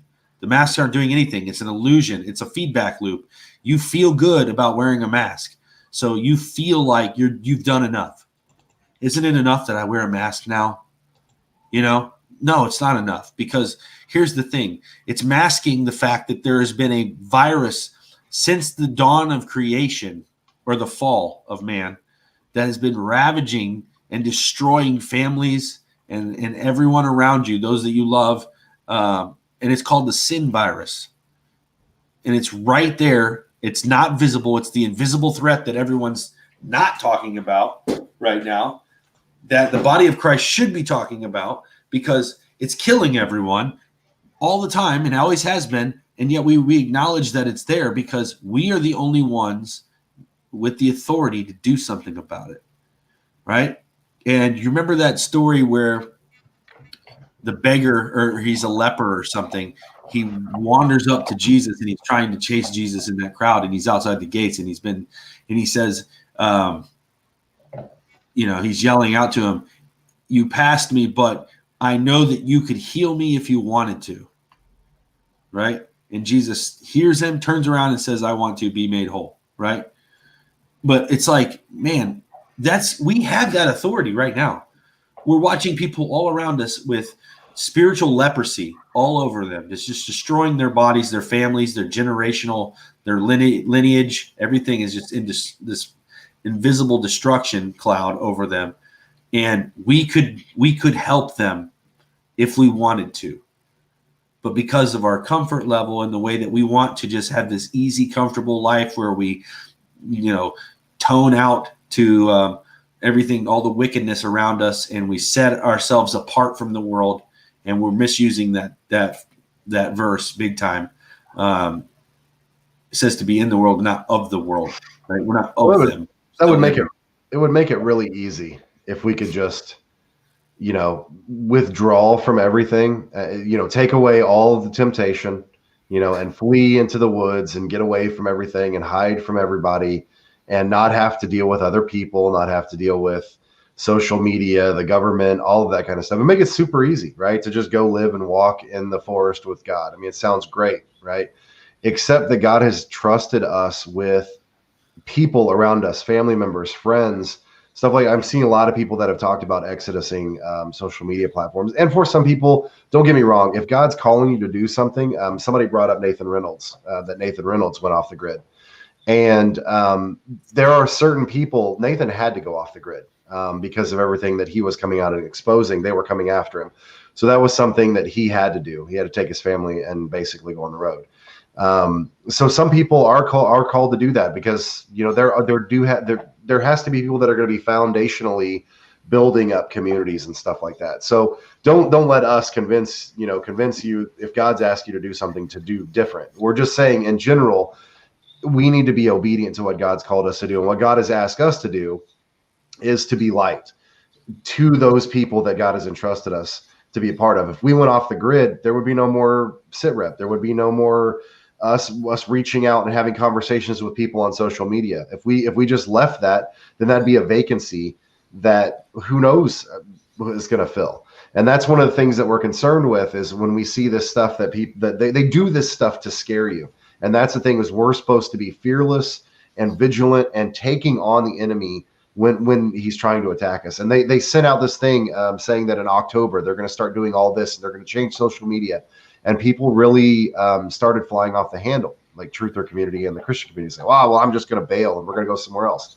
That's exactly what they want. They want us off of primary social platforms, because then they don't have to monitor us anymore. They don't have to use bots and fact checkers and all this other kind of stuff, and they can divert funds and attention to where they want to, which is propaganda. So without us there, who's going to tell them the truth? Because there's not going to be anything but people spreading lies. We already see that in the truther communities as it stands. If there's nobody to stand against that, because we all flee from it, then everyone's just going to get deceived. And it takes work. We can't just walk away and take the easy route. God said this wasn't going to be an easy road, that people are going to hate us, that if they hated him first, they're going to hate us. So we have to understand that what we're called to do is not easy. It's not fun all the time. Usually it's humbling, and it goes against everything ourself wants to do. And myself wants to flee from all of this wickedness, just like I know Ian does. We just want to get away from it and go hang out with our little community of, believing Christians and live happily in the woods. If that were possible to do right now, we would do so. But God's called us to do something else. There'll be a time for that. We have a millennial reign where we're going to be. Yeah, check this out. How many of you guys would be willing to do what you're doing on Facebook or broadcast or whatever you guys are doing out there? Your message that you feel that God's called you to bring, right? If you were doing it like, we've seen those post-apocalyptic shows where you're alone for, 9 or 10 months after the apocalypse or whatever, some mass event where everybody's dead, right? And you're just every day, 3 times a day on the radio, broadcasting something, right? Like, hey, if you're out there, keep going. Here's my location. You can do it. Get here, right? You're pumping up whoever, even though you have no idea if anyone's ever heard that message, right? And you do it 3 times a day, out of hope that somebody's getting it. But you have no way to know anybody's getting it unless somebody makes it to you, right? I mean, I think about stuff like that all the time. And like, would I do this if I couldn't see people reacting? I'm watching the chat room. I know there's people watching this, right? I know they're lying about views. I know they're lying about all that stuff. No one can get a real number on who's actually being affected or even receiving this show. It's not about that. I don't care about that. Sometimes my flesh wants to care more. And we feel like we should be getting, way more viewers than we do. But God knows. And he has everything in control. He knows who's supposed to get this and who's not, and I think a couple hundred people a week is good. It's like a mini little, if you thought about it being a SitRep, I mean, we're talking frontline soldiers, man. There's not many in these hardcore battle groups, you got SEAL teams. There's 6 guys, a couple SEAL teams, 12 guys, you know what I mean? And these are elite fighters, and maybe that's who we got here. We got elite fighters. But I want to read you something from an actual elite fighter, Jamie Walden, right? So this is our boy, man, and we got to get him back soon. But I saw this, and man, it pumped me up today because it fits with what we're saying. He posted on Facebook an awesome testimony from the Warrior Summit retreat this past week that he had. And this is some guy thanking Jamie for what he said to him and the motivation he gave him. And it's kind of going back and forth. He says here, I love your heart and I can see the Holy Spirit in you, man. And I was working this morning and I literally just started jumping up and down with joy and tears welling up when you said this. And he said, this is Jamie saying this to God. This is like a prayer. He says, woe is me. Why this? Why that? why not this? Why not that? Like pretty much like, God, why is this happening to me? Why is this not happening to me? God, you said this. Why is this? Your expectations and all that stuff. But he said, God said, boy, you better suck it up, Buttercup. And God is saying this to Jamie. Do you think that I'm holding something from you? I'm holding back something from you? Do you think that I'm not wise? Do you think that I don't love you? Do you think that I don't have your best interest in mind? Do you think that I'm going to leave you or forsake you? You don't trust me, do you? You must not think I'm good. You must not think that I'm all powerful. And Jamie says, what about my portion? And God says, boy, you better turn back into the scripture because I, the Lord, will be your portion. Other people get land. Other people get houses. Other people get stuff. But my servants don't. They get a portion like everyone else, but they don't get a portion like everyone else. They get my presence.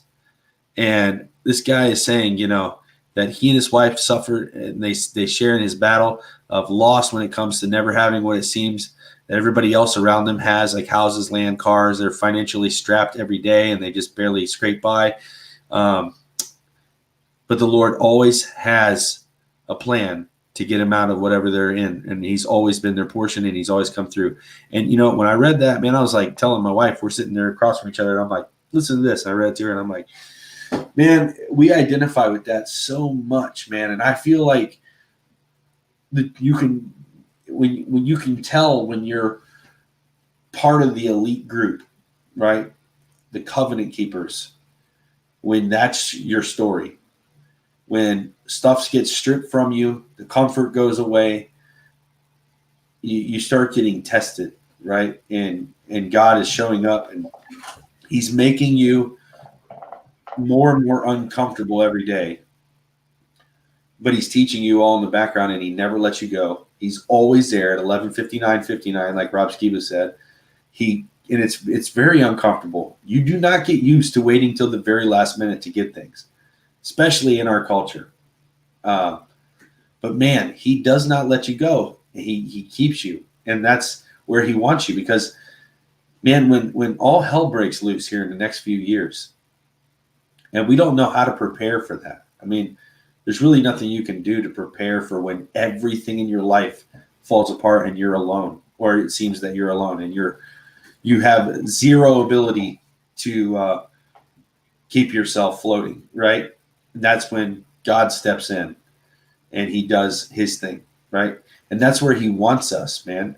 He wants us to be in this place like little kids where, even though it's lunchtime, they're not thinking about how they're going to buy lunch or whatever. They know that they're just going to walk in the door and there's going to be food on the table for mommy, or, they don't have to worry about the bills at all. They just know that when they get done playing, they're going to come inside and they're going to lay in their warm bed and go to sleep, and that's where God wants us to be there and to be prepared to do whatever he asks at any moment and know that he is for us.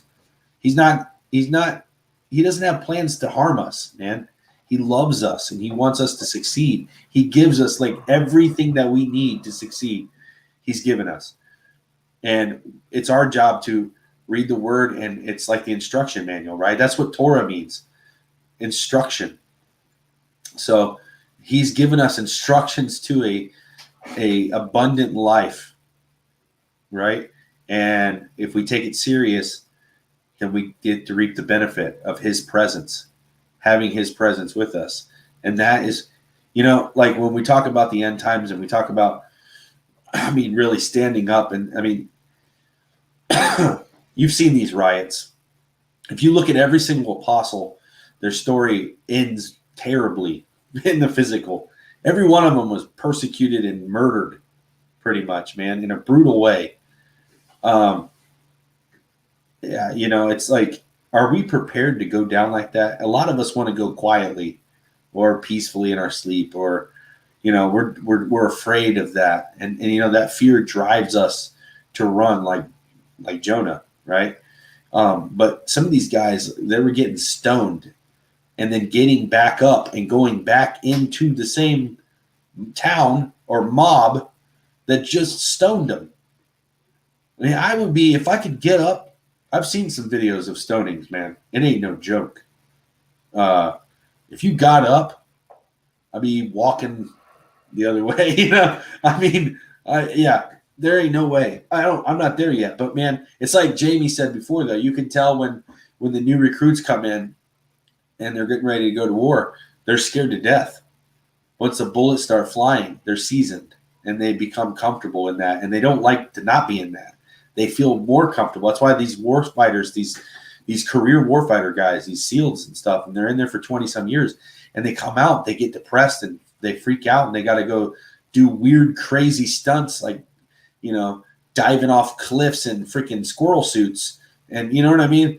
They miss that edge of your seat thrill and rush and having the muscle memory kick in and all that stuff. You know, that they miss that stuff. As a body of as a believer, have never been in a spiritual war setting where you're actually fighting, then you still have the jitters of never being there, right? You still have that recruit syndrome. You need to get on the front lines and go do something, because then you feel out of place when you're not doing it. You feel like, if I don't do it, it's not going to get done right, right? It's got to be us. We're the ones with the training and the ability to go in there and take. I mean, I don't know, man. I often think, like, if I was ever in a situation where I saw a mob drag someone out of their car and kick the crap out of them and be beating them and stuff, would I step in? Because we still have to debate that whole, if God doesn't call you, you can get hurt, right? Has he called us to step into every situation? I mean, there's like I don't know. It could go either way, right? I guess if you're there, maybe he did call you, but he doesn't want us to go looking for these things, right? But if we happen to be there and it manifests, we have the authority to deal with it. Now, what it looks like would be a lot different. Would you walk into that mob and get your own baseball bat and start cracking skulls? I mean, that's what you want to do. That'd be the easy thing to do. But what if God told you to go up there and help the man off the floor and pray? I don't know. Like, I don't know, man. Warfare would look completely different than what our flesh would tell us that it wants to do, right, in the moment. You know, maybe if you're the one getting drug out of your car and beat, you should be praying and saying, I love you and forgive you for what you're doing. You don't know what you're doing. Like, or would you fight back? I probably would fight back. I mean, it would be a serious battle between my fight or flight. You know what I mean? Like, my adrenaline would be kicking in. I'd be thinking, you know, a lot of things in my flesh. But man, you know, it's like when I watched that video about the underground church in Iran and those ladies that are just talking about, like, they don't own their bodies. Like, wherever God sends them, whatever happens to that body, it's not their choice. It's God's choice what happens to that body. They're just obedient, and they're thankful that they even have that God even chose them to put them there. You know, like we said that earlier, man, like when we were talking offline, it's like just to be able to die and just see his face, even if you don't go to heaven. Yeah. That moment when you see his face, it's like, man, you know, it'd be, I think we're both going to heaven, but I'm just saying, you know, it's all worth it, man. When you get that reward at the end, and just the honor of being chosen and someone believing in you and all the things that you're guilty of being washed away, you know, everything you've done is like filthy rags, you know. We talked about that earlier, man. It's like, man, if we don't feed our spirit with the scriptures and the things like this, it's overwhelming to us. We need to stay on top of feeding our spirit. And I'm talking about cutting out a lot of stuff, man. I know a lot of people are now deleting Netflix and things, but I'm talking about TV, man. Can we delete TV? You know, can we delete, and I'm just spitballing here, can we delete secular music? Because it's not good for your spirit. Yeah, it's catchy, and there's really nothing wrong with some of the songs, but that's time you could be spending feeding your spirit with songs that are edifying, you know, when you think about it. I don't know, trying to put life in perspective and put things in the proper order of importance. It seems like if we can't do it now, when are we ever going to do it? I mean, we're sitting at home. There's nothing going on. We might be about to go into another lockdown situation. If you guys don't remember, I know you guys remember, but a couple weeks ago, we made a prediction here on this show. We were talking about this asteroid threat, and we said the government has these plans for asteroids, right? And these cataclysmic events from space that are coming into this realm, into our solar system, and going to hit the Earth or affect the Earth and shift our poles and all this craziness, right? And bring about global warming and climate change and all these different things because man is ruining, the Earth, whatever. But that's always been part of their plan, right? To get us to believe that global warming is a thing and all this stuff is going to happen. But we're looking at, we made a prediction and we said that in this scenario, this role play that they were running, kind of like Event 201 with the pandemic, they're running this thing and they chose not to mitigate it with weapons in space, but to let it come through. And they chose to evacuate the areas that were possibly impacted, right? And there are several of these asteroids coming through. One of the places that they were talking about evacuating was the lower half of California, or at least a portion of the left coast. We'll say that. I'm not for sure exactly where it was, but it was a large portion, and they decided to evacuate. And that seems stupid. I mean, I'm reading this plan. I'm like, that's like the dumbest thing. They sit there right before they pick that. They're like, we have a weapon that we can shoot a rod of God and blow this thing out of space, right?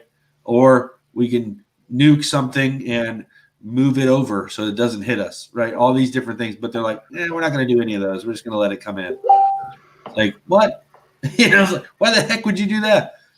But we're thinking, hey, if they say something about locking down or evacuating California, then we know that this whole COVID thing was a freaking plan, and that COVID, we all know COVID's not the real thing. This is just a lot better than they thought. But we know there's a plan B or a second part.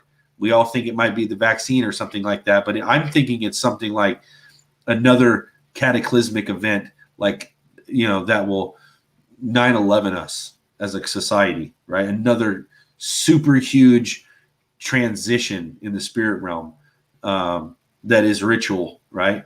And I think that it has to do with these asteroids. And I'm not saying they're real. I don't know what they are, right? But they can tell us they're asteroids, whatever they want to do, show us a picture of a crater. We're not going to know any different, right? The fact is, what they're saying is going to happen is that this thing's going to come in to the atmosphere, and as soon as it gets in here, it will blow up, and it will be like 2 nuclear bombs being detonated in the air at some point over the U.S., and that would be like the equivalent of an EMP, okay? But they're saying, there is a possibility that these smaller ones impact somewhere, and that's why they chose the evacuation thing. Now, my theory is, with the fires in California, they're never going to come out and say that this stuff's going to happen and they're trying to prepare for it, like in the movies when they're like, we're going to prepare for this giant tidal wave and all that stuff that they're doing in these deep impact movies and stuff. But there's a guy on YouTube that's showing Dutch Sense, or his name is Dutch Sense, and he has a channel on there. He's showing that he caught satellite footage of laser weapons being used to start these fires in California. And it's pretty daggone convincing, man. And I believe they're using that. It looks like they're using some type of wet laser weapon from a satellite to burn these things. They're burning like smiley faces and things into the map where these fires are 100 miles apart, all down the rim, and they're just strategically moving down the state, right, and east. And to me, this is like a good way to evacuate people without telling them what you're doing, because nobody's died in these fires. So they're doing a good job with evacuating and moving people, and there's a system in place. And if you were to try to convince the military to do this, they would be on board, because You tell them this greater threat's coming, and they're doing a service to humankind for sending these fires. And they're like, hey, listen, you're burning their homes down, but we need them to leave. And the insurance will cover the homes. They're getting away with their lives. You know, everything will be fine. It's better that they live than die, right? So these soldiers, whoever's flying these drones, would probably, that would be all they need, right? Okay, we're doing really. You know what I find funny about the fires is the way it's been propagated is it hits everybody's expectations, right? So if you're a part of one group that's like, say you're part of the leftist agenda, right? You look at it, you say global warming's caused this, right? And they've got articles that support that and say it's global warming. You come from the truther aspect. We've seen the dues. We've seen the direct energy weapon stuff that's happened, and you can point at it and say, look, we have video footage. We see this happening, blah, blah, blah. If you look at it from like a QAnon standpoint, they're looking at it and saying, see, it's Antifa is going and setting these fires. You see, they've arrested some Antifa people. There's news articles about that. I think it's funny that no matter which way where you stand on it, they've given you a reason, you know, that supports your theory on why the wildfires are happening. Have you noticed that at all? Yeah. I mean, like what's his name says right here in the comments here that they blamed Haley G saying they blamed it on China and Russia. They did come out and say that. But, you know, like I said before, they literally blame everybody else for doing the stuff that they're doing. I mean, it's every time. That's another one of those confusion tactics. We don't have just the same thing with COVID. Put a mask on, don't put a mask on. Stand 6 feet apart, stand 20 feet apart. You know, COVID comes through your toilet. I mean, they just keep piling these things on over and over and over again. So there's no legitimate answer. There's no legitimate truth. And nobody can really argue and win the argument because everybody has their own perspective. It's like that little photo of the guy with this two guys standing across from the letter 9 or 6. And depending on their perspective, they're both arguing and saying, no, my perspective is right. No, my perspective is right.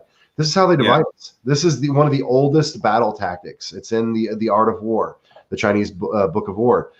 It's divide and conquer. And they give us all of the tools to hang ourselves, you know, to sit there and spew arguments left and right and up and down and sideways, and then we can't unite. And that's one of the things that I keep seeing over and over and over again. Doesn't matter where your indoctrination is coming from, it's still coming. And they give you all of the tools you need to say, oh, well, no, I'm right because of this article, or my news channel said this, while somebody else who's on the other side saying, well, my news channel said this. And it all is supported, and there's no truth to any of it. That's what's scary. So yeah, they're launching all kinds of rockets up into space right now. That's what they're saying. But here's the other thing. All these observatories that they're saying that normally people would look and see these things. Because these asteroids, there's like 3 of them that are supposed to hit. They just found them.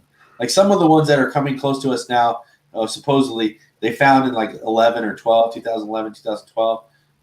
But the rest of them, here's what they said. This is something funny too. They said the ones that we've previously seen that are numbered, you know, is like SB12 and SEV13 or whatever these other ones are.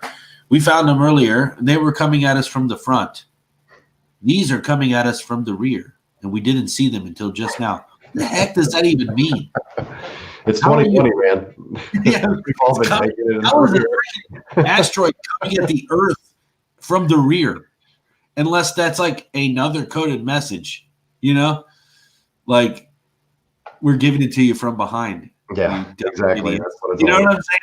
And they said during the COVID pandemic, all the major observatories are closed. So who's seeing them? You know, they literally have said the observatories are closed.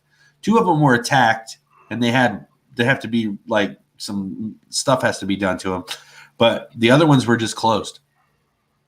And so I just think it's funny, right? That they're, and you know, the EAU or whoever it is, the ESA or European Space Agency or whoever they are, they scrubbed all the data from all these, so you don't know. But I'm serious, man. Like if we, and you know, we talked about, if we said if we heard them saying they were evacuating California, then we would know that there's a good possibility that they've tricked Trump into believing that there's something about to hit the Earth.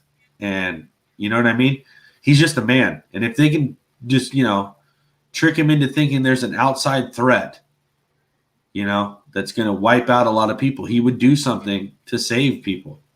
And so we can all be deceived, and I just think we need to pray for him, pray that he gets the right people around him, speak some truth, and pray for all of us with the truth to get platforms to be able to speak the truth and actually reach more people. But, man, it's crazy. It's crazy, and I think it's a possibility that I saw the other day on Israeli Times, Israel is about to go on a mandatory lockdown for COVID. Apparently their numbers got higher than they've ever been. At least that's what they're saying. And they're going to mandatory lockdown for like 2 or 3 weeks starting this weekend. But look, man, we were all locked down during Passover. Now we're going to be locked down possibly for the next series of feasts. Is that a coincidence? Is God trying to send us another message? I don't know, man. It's really weird. I know I'm still doing Sukkot, and people are still going to break the law and come here. But the thing about the Israeli lockdown, they were saying that they're using technology to make sure that no one is allowed to go 500 feet from their residence during this lockdown. That means they're tracking their phones. Yeah. Yeah. But that's crazy, man, And, think about this, too. Why would they be burning the cities down, the West Coast down and everything? And then also we're talking about the housing markets are really good right now. The interest rates are low. Everybody's talking about how it's so good. But we're actually in the middle of a reset, and we're going to lose our currency. The entire thing's going to collapse by January. We'll be living in a whole nother world. Digital currency, all kinds of crazy stuff's going to happen, right? They're still in this illusion, though, that there's something good can come from this. But when you look at the UN Agenda 2030, they're talking about how they're going to have rewilding zones, and most of the populations will be relocated to the cities. And we were talking about this earlier. Bezos is buying up huge blocks and of area in DC, or not DC, in New York City. So like 40 and 50% in New York City, the downtown real estate, as far as shops and stuff, are not coming back, and they're gone.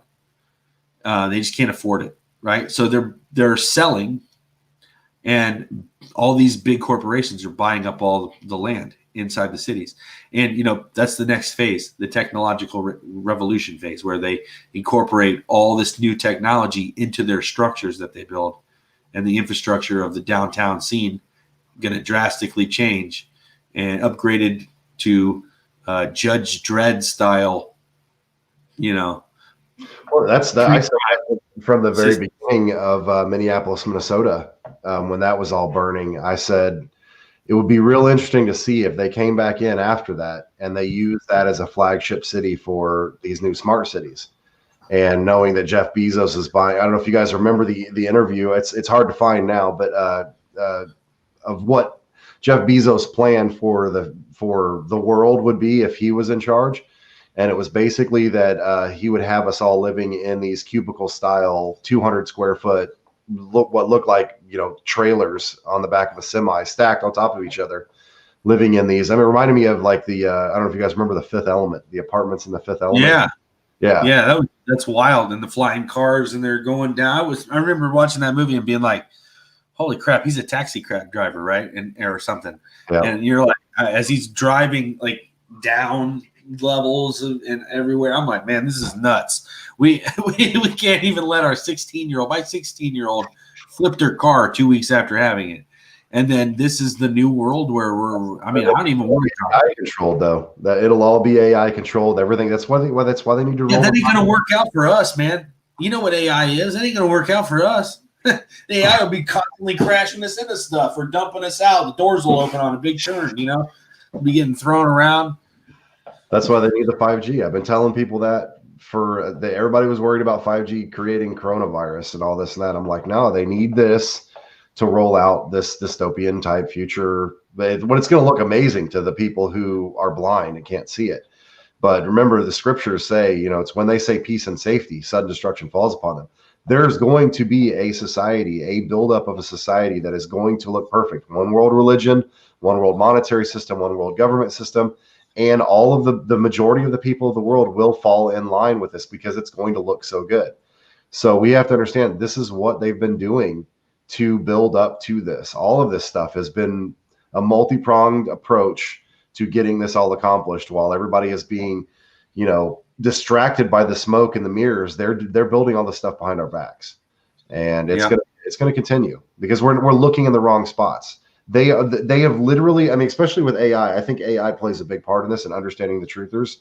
Is we've been on and so vocal in these truther communities that we put all of our ideas, all of our thoughts, all of our whatever on the internet for the AI to read, and they literally have mapped our thought processes out, and they literally know how to stop us in our tracks, in our investigation, in our study, because they counteract things before we even get the chance. There are things that come out that people have literally got conspiracy theories 5 minutes after something has happened.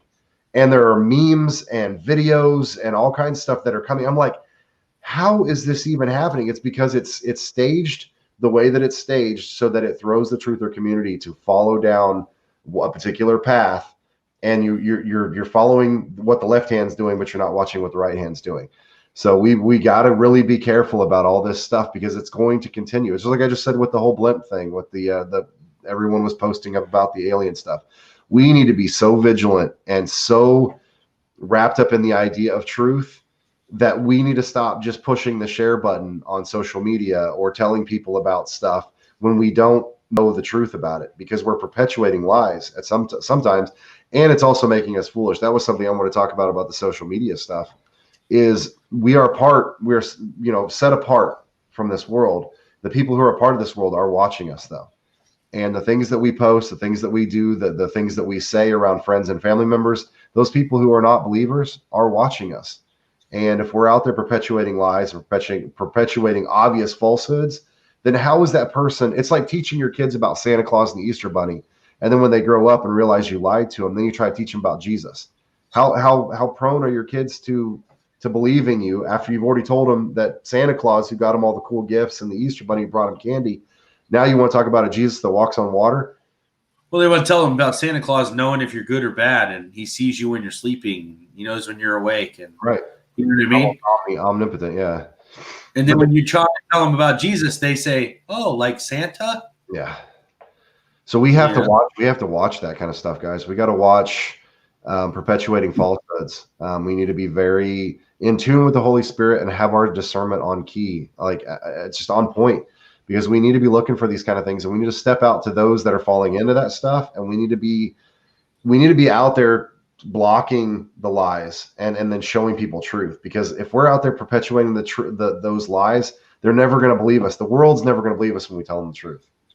So try to be on point with that, guys, because this is just the beginning. I mean, we're talking about a great deception that says that if it were possible, even the elect would be deceived. So we got to be a part of that. They're wrapping up now the social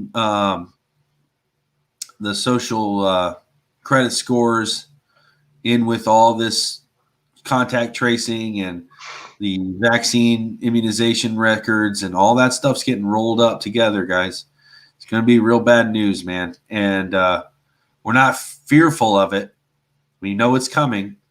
We're trying to make sure that we have every opportunity to share the gospel on these platforms and make a real difference, right? I'm not talking about memeing and change or anything, but I'm talking about the ability to connect with each other, whatever that looks like for you, right? Well, I've talked about this several times, not to cut you off, but you brought up a good point. With all of the stuff that's changing with the onslaught of deep fakes and all this other stuff or whatever, they have the ability and the power with all of our information and stuff that's on the internet, whatever. I would hope that my actions towards friends and family members and to you you who view out there, that if they came out and said, so-and-so or Aaron Sampson is a racist because we recorded him saying this, this, and this, and it goes completely against everything that I have put out there and shown you guys, I would hope that people would stand up and say, you know what? No, I've known that guy. I don't know how many people I've seen their lives destroyed because of fake and false accusations. That's going to be coming for us. This says that they're going to hate us. So lies are going to come with the hate and stuff. We need to be living life. What they do now, all they got to do now is tell you that somebody was found with child porn on their computer. Oh yeah, because that's. I mean, you're destroyed. People don't even tolerate that at all. They're like, "What a sick bee," It's like, man, you don't even know if it's true or not. They just told you it was. We don't trust people for any information at all, except for when they tell us that our friend was watching child porn. Then you're like, "Oh man," you know what I mean? It's like, man, we gotta be better, guys. We gotta be better. Yeah, that is kind of scary. That is a possibility that they can use. I've seen they did that with all of the the shooters and stuff like that. You stop them as soon as you find out. Even the brothers. I mean, the people that come out on their behalf and say, hey, I don't know, his character wasn't like that. I can't see how he would do that. Next thing you know, that guy's got child porn on his computer. Yeah, you know what I mean? It's nuts, man. It's like the thing. They tried to do that with that girl who brought out that movie. Shadowgate. She had was trying to send her email child porn and was literally blatant about it. They found it when they were doing the investigation. So man, they're trying hardcore because they want to shut everybody down. So we have to be completely vigilant, guys, and we got to be on top of everything. Yep. So all right, guys, we're at the top of the hour. We're at the top of the hour, guys. We're gonna break it for this week, and thanks so much for hanging out with us. Look forward to putting this podcast out there, and that'll be just another way for you guys to share this out and get it out there. I want to close with some prayer real quick and leave it on a good note. But dear Heavenly Father, we thank you so much for the ability to be able to get online and network with your people and sharpen each other, lift each other up, and bear each other's burdens. Father, we thank you for the encouragement that comes through reading your scripture, your words, and knowing you in a relationship, and that you never leave us and forsake us, and that you have only good things planned for us. You've given us everything we need to prosper. And Lord, we pray that you would help us to be conscious with the decisions that we are making in our life, and very intentional about the purpose and the drive and the focus that we are walking out in our communities and in our families and whatever role that you have given us. Lord, we know that you want us to make a difference, and we have the ability to change lives and bring hope to a lost and hopeless generation. Lord, you make messy things beautiful. We thank you for your grace and your mercy, and we ask you to keep everyone safe. And Lord, we bind up the spirits behind the algorithms that would suppress this information from going out. In Jesus' name, we see you guys next week.